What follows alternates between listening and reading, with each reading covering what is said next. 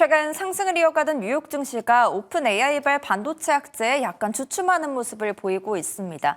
S&P 500 지수는 또다시 최고가를 달성하기도 했지만 조정에 대한 우려의 목소리도 나오는 상황인데요. 이와 관련해서 현 상황 짚어보고 이제 연준 금리 향방과 함께 우리나라 흐름까지 짚어보도록 하겠습니다. 피나클 경제연구소 장재철 대표님 모셨습니다. 안녕하십니까? 안녕하세요. 네, 반갑습니다. 네, 미국 뉴욕 증시 계속해서 좋은 흐름을 보여주고 있습니다. 최고가를 경신한 나스닥이 간밤 조금 후퇴하긴 했지만 그래도 상승 흐름을 이어가고 있는데 이 이유는 무엇일까요? 네, 아무래도 지금 2분기 어닝 시즌이잖아요. 그래서 뭐 S&P 500 보면 약 한 12% 정도 실적이 발표됐는데 기업의 실적이 상당히 좋습니다. 약 한 83%가 주당 순이익이 예상치를 상회하고 있고요. 그리고 기업의 이익도 전망치도 좀 점차 좋은 그런 상황이기 때문에 네. 이게 좀 영향을 미치는 것 같고, 두 번째로는 어떻게 보면 미국의 그 금리 인하 기대감이 지금 나오고 있잖아요. 네. 그래서 7월 달은 동결할 거로 지금 예상이 되고 있지만은 일부 연준 의원들이 금리 인하에 대한 그 기대를 좀 시사를 좀 하고 있어요. 그래서 이러한 부분들이 좀 영향을 주고, 특히 10년물 국채 금리가 4.5% 있다가 지금 4.43? 많이 좀 내려왔어요. 네네네. 4.34까지 내려왔는데, 이러한 부분들이 어떻게 보면 주식시장에는 좀 좋은 영향을 줄 수가 있고, 그 다음에 뭐 가장 중요하죠. 경제 지표들이 상당히 견조하다. 얼마 전에 발표된 소매 판매가 예상치를 상회하고 있고요. 그리고 실업자 수, 또 고용 지표도 굉장히 좋게 나오고 있는 그런 상황이라고 볼 수 있어요. 실업률이 4.1%고 주당 그 신규 실업 청구 건수가 있는데 이게 좀 줄고 있어요. 네. 그래서 굉장히 이제 좋은 그런 경기 상황이다. 물론 이제 여기 좀 나중에 말씀드리겠지만 우려 사항은 있습니다. 이러한 것들이 이제 시장에는 긍정적인 영향을 미치고, 그 다음에 관세 관련 이슈가 있는데 지금 뭐 일본이랑 관세 협상이 됐잖아요. 네.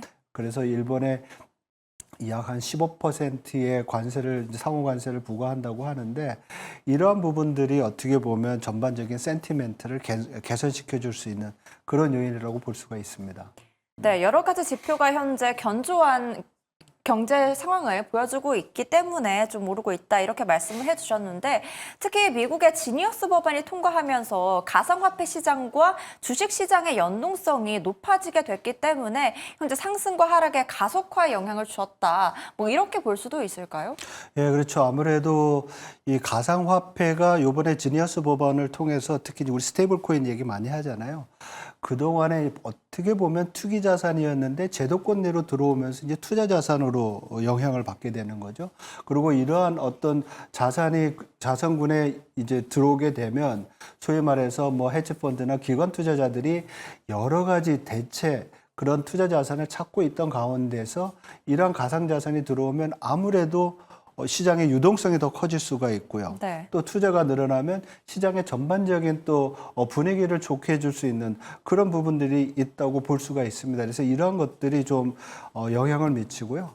또 그동안에 이제 가상자산 스테이블 코인에 대한 규제가 좀 심했다가 풀어졌잖아요. 네. 그리고 이 풀어지면서 자산에 대한 또 신뢰도를 올려주니까 시장 전반에 있는 자산들에 있어서의 위험선호 이런 부분들이 개선이 되니까 굉장히 좋은 부분들이 있죠. 근데 지금 이제 뭐 앵커께서 말씀하셨지만 주식시장과의 연관도가 높아진다는 것은 어떻게 보면 좋은 일일 수는 있는데, 네.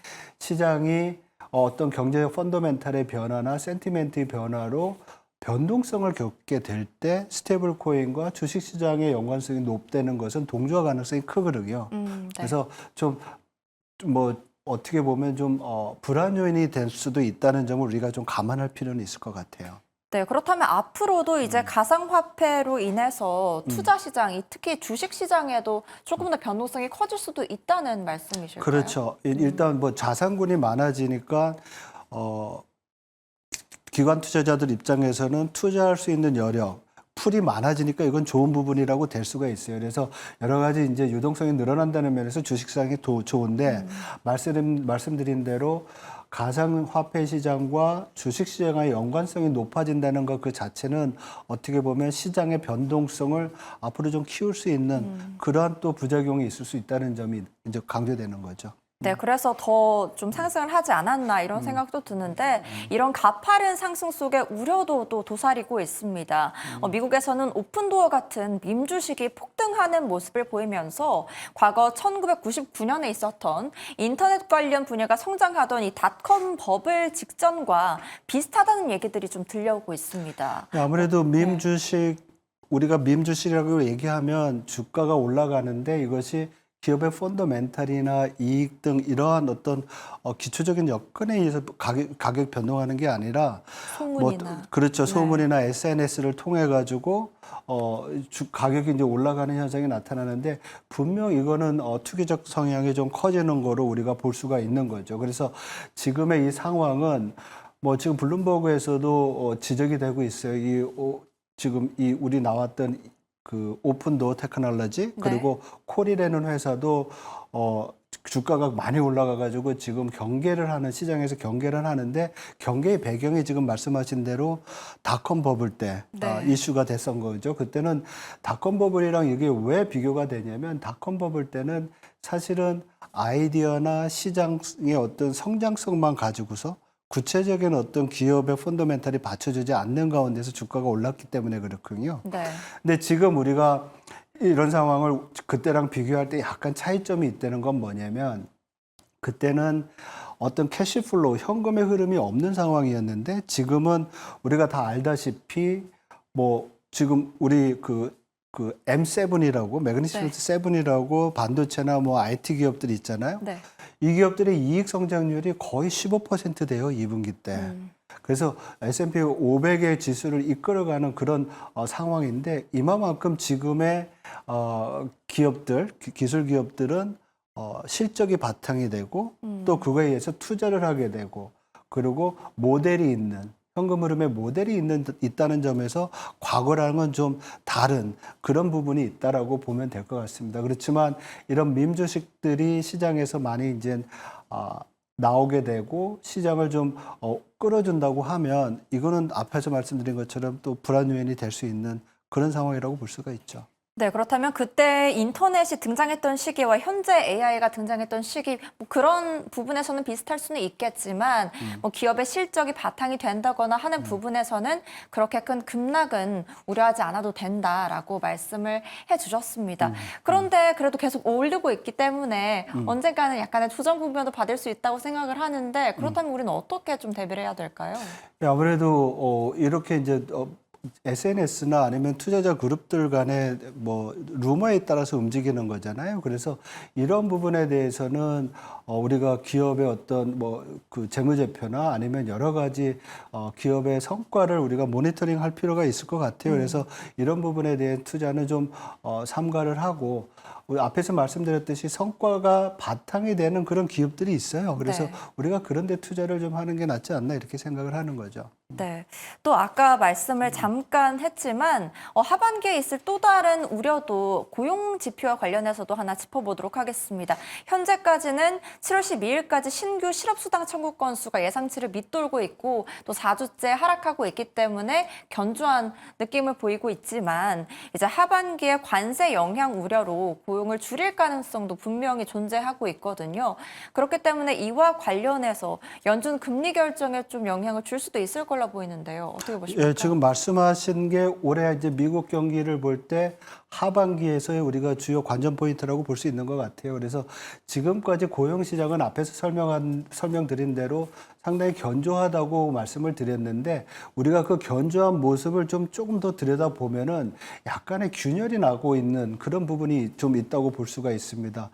제일 큰 것이 뭐 실업률은 4.1%로 낮고 또 신규 일자리 수가 14만 7천 개 정도 늘어나서 뭐 괜찮지 않나 이렇게 보지만은 노동시장 전체로 봤을 때 경제활동 참가율이라는 게 있어요. 네. 얼마만큼 노동력이 들어가는지 이것이 좀 줄고 있다는 점 그리고 주당 노동시간이 좀 감소하고 있다는 점 노동시간이 줄인다는 것은 어떻게 보면 고용을 좀 해고를 하는 것 대신에 네. 일 시간을 줄이는 거잖아요. 네. 그래서 그렇게 좋은 사인은 아니라는 점을 우리가 좀 볼 수도 있고요. 그리고 전반적으로 14만 7천 개 일자리가 생기지만은 그 추세 자체가 지금 둔화되고 있어요. 근데 이런 상황에서 관세 영향이 하반기부터 나타나게 되면 기업들이 투자와 고용을 줄이게 되고 이게 이제 소비에 영향을 주게 될 것이고요. 그리고 앞에서 말씀드렸던 연준 인사들이 금리 인하에 대해서 얘기를 하는 이유는 네. 바로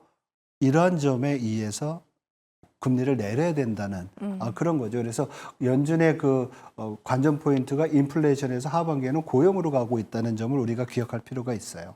네, 실업 자수가 하락은 하긴 했지만 경제활동 참가율이라든지 뭐 노동 시간이 줄어들기 있기 때문에 어떻게 좀 유심히 봐야겠다라는 말씀까지 전해주셨습니다.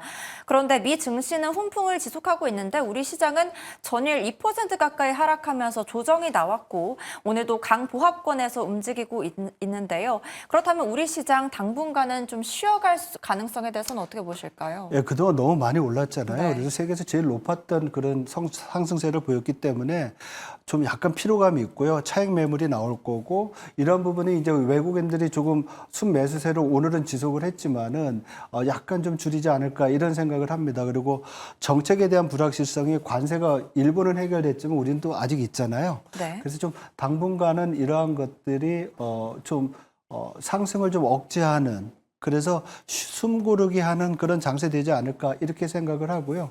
당분간 좀 기간 조정 있지 않을까 이렇게 생각을 합니다. 네, 오늘 말씀 여기까지 듣도록 하겠습니다. 고공행진해온 미국과 또 우리나라 주식과 관련해서 조정 가능성에 대해서 한번 짚어봤습니다. 오늘 말씀 감사합니다. 고맙습니다.